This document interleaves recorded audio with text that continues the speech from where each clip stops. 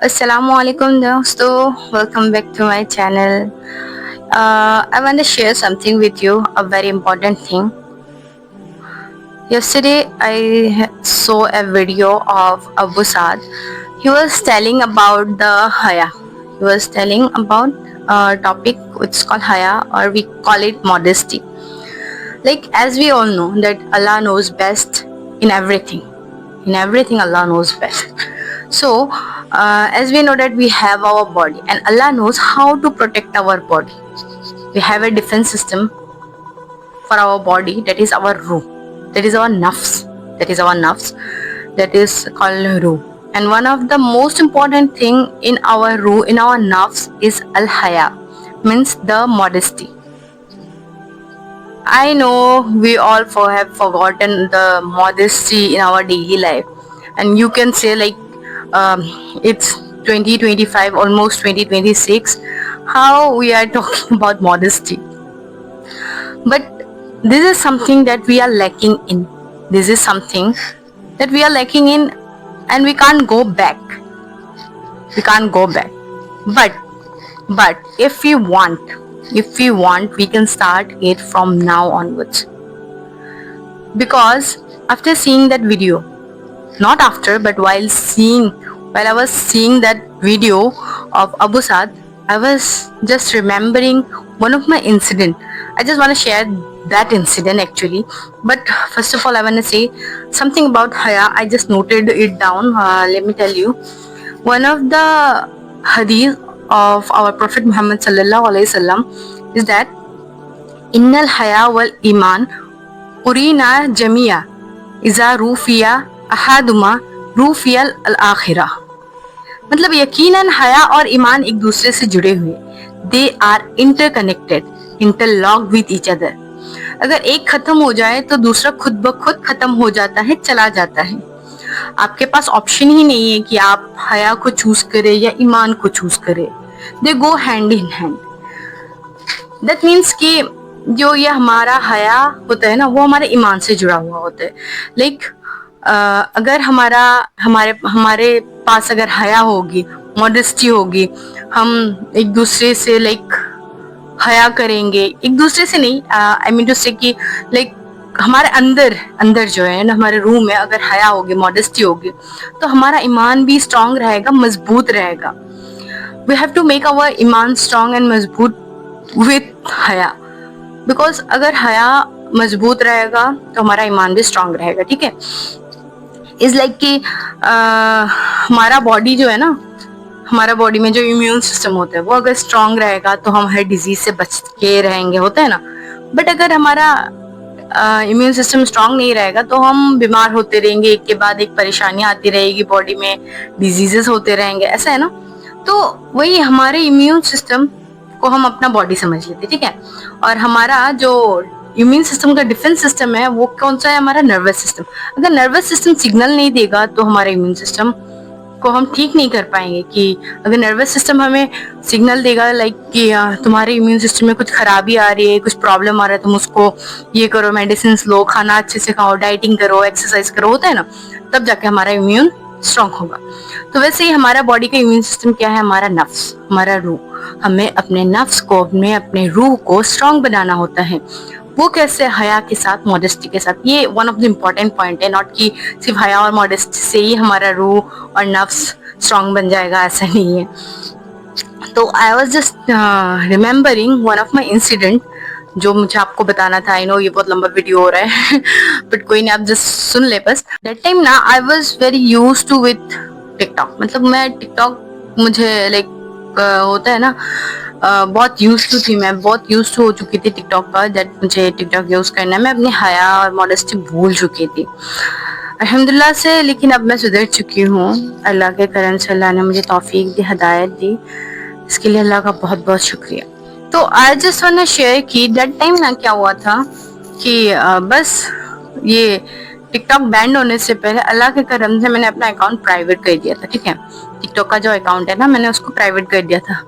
But क्या हुआ ना, जबकि अकाउंट बैंड हो चुका था ना, तब मेरे दिमाग में बस यही चल रहा था कि अल्लाह मियाँ मुझे एक दफ़ा मैं अल्लाह से रो रो कर मांगती थी कि अल्लाह एक दफ़ा मुझे चांस दे दे कि मैं उस अकाउंट को रिकवर कर सकूं, रिकवर करके उस अकाउंट के वीडियोस को मैं डिलीट कर सकूं।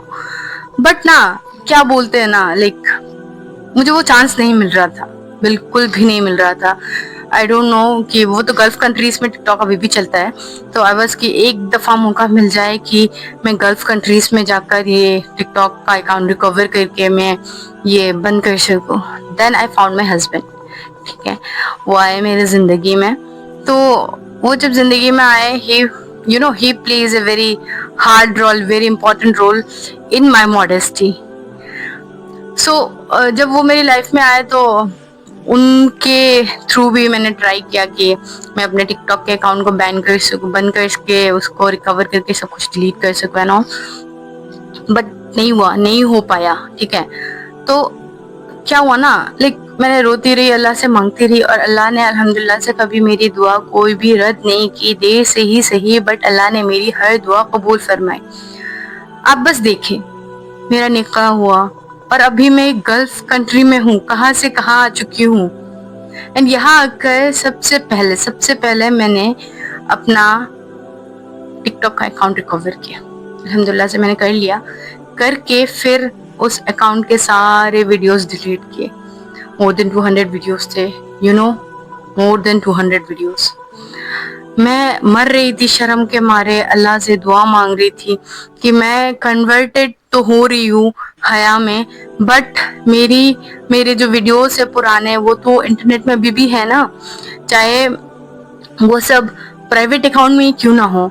आई नो कि वो सब प्राइवेट अकाउंट में थे, और साथ में ना जो मेरे फॉलोअर्स थे वो सब इंडिया के, इंडिया इन द सेंस मतलब मेरे घर वाले ही थे, बाहर का कोई नहीं था। घर वाले और मेरे कुछ दोस्त थे, तो उनका भी अकाउंट बंद है, वो भी नहीं देख रहे video, but still my video is uploaded in the internet ना, तो वो जो सोशल मीडिया साइट है वो तो देख रहे होंगे ना, कोई तो देख रहा होगा। तो मुझे गुनाह मिल रहा है।